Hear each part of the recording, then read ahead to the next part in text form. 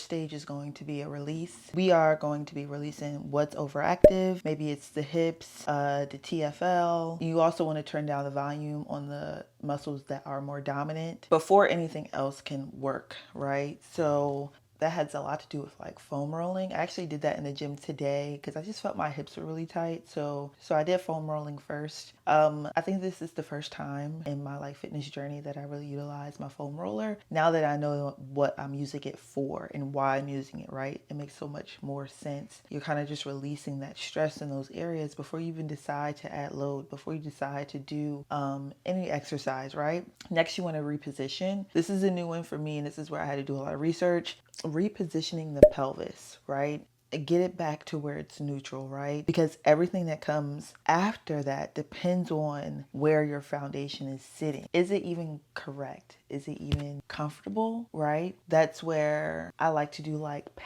more passive stretches, and we'll talk more about that in this episode or even future episode. Next is stabilize. Right here, you would want to think about stabilizing the right muscles in the right order, and this is where glute activation actually kicks in and where it starts to actually work. Then we have integrate. This is what we tend to always do, right? So you want to integrate into real movement patterns. For me, the RDLs was the one that changed everything for me. The first time I did it correctly, hinging from the hip, loading the posterior chain, driving through the glutes. I felt it exactly where I was supposed to, and I thought, why haven't I ever felt like this before? I was missing those things before it, but also I probably wasn't doing them correctly because I didn't understand why I needed to do it right. So when it came to an RDL, maybe I'll make this into a separate video, but when it came to an RDL, I was really frustrated because I couldn't feel it in the right areas. I always felt it in my lower back. I feel like my upper half was doing more of the work. So once I understood that with an RDL, you're supposed to feel it in like your hammies and in your glutes. You should feel your glutes too. That's when it started to make sense to me. And I'm wondering, why aren't I feeling it in my glutes? And it was also because my glutes weren't activating properly, and I couldn't even feel my glutes when I first started doing glute bridges. So it's a whole thing. I'll make it into a video.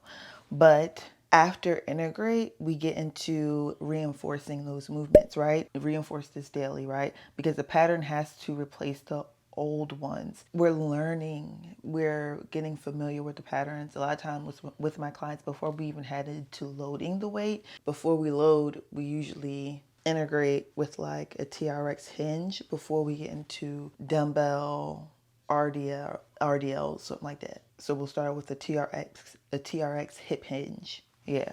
So one session doesn't fix 10 years of sitting, right? But if you create a good framework and just focus on that for like 8 weeks or 10 weeks or 12 weeks, depending on where you feel you fall at. I did it for like 10 weeks. I actually rolled it over into a newer program that I was doing. I didn't want to stop doing it because I didn't want to lose the progress I've made. So I put it into my second workout, and maybe I'll talk about that in the other video too.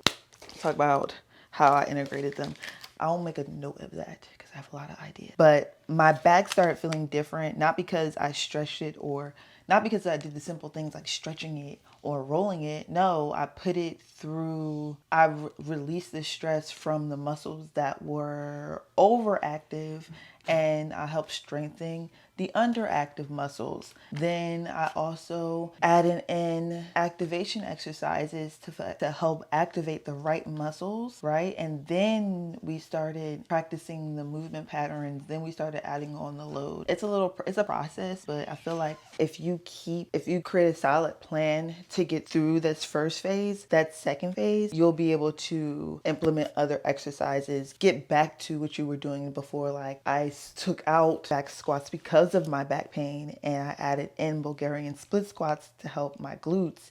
And now that I feel like I'm there, I can finally get back to back squats. It's all in the journey, and all of that is a part of the journey. Where else? I hope this isn't fuzzy, So if you've been in that cycle, stretching and wondering why it keeps coming back, right?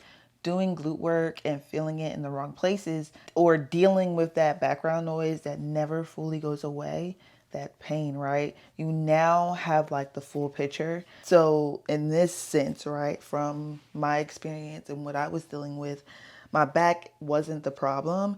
It's been covering for all the other things I was doing or try to fix. It was just doing all of the work.